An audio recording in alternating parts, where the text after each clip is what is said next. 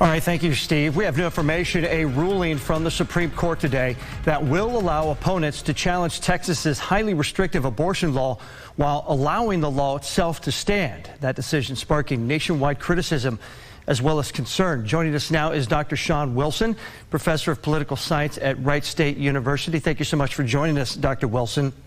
Let's get straight to the news of the day. The Texas law stands while the legal fight over its legality continues. Let's just cut straight to the chase. What does this mean going forward? Well, the one thing I would be absolutely clear on is not so much to listen to all these narratives that are out there. There's a lot of noise. All that this decision was the Supreme Court playing traffic cop. Okay, you've got this controversial law down in Texas which allows anyone to sue these abortion providers whenever there's a heartbeat, a fetal heartbeat.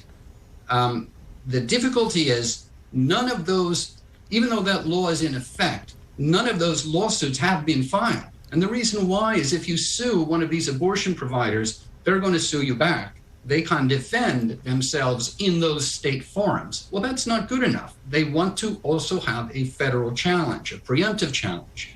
And so that's what they are trying to do is go to federal court to have a preemptive challenge. The Supreme Court allowed that. The Supreme Court said you can do that. And so they get to now be in the district court and get a ruling on whether this law down in Texas is going to stand or not. Dr. Wilson, abortion has been a hot button issue for 50 years, and it is very much a front burner issue for the Supreme Court once again with the Texas case as well as the Mississippi law that the court heard a week and a half ago. Now, today the court did not address whether a majority of its 9 justices believe the Texas law is constitutional. They will have to decide precisely that, however, with the Mississippi case. Where do you believe the court is leaning in these 2 cases in abortion going forward, and what will that mean for Ohioans? This is a critical time because what we're going to find out in June is whether this is still a Supreme Court.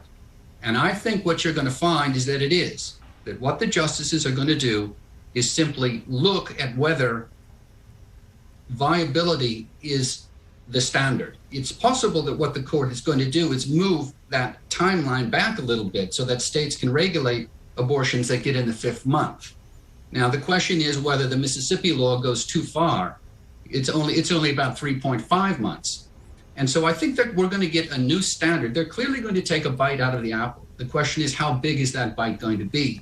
And once they give us that opinion, there's a possibility that this can be resolved, that the woman's right to choose would be there for a particular time, that you would have enough conservatives for that, a strong majority, and that will settle all these issues. That's what I'm hoping for, that there's a little bit of a conservative decision, but that it will settle everything and preserve the basic right to choose over a several-month time frame. A hot-button issue for half a century, not going to be cooling off anytime soon. Dr. Shawn Wilson, professor of political science at Wright State University.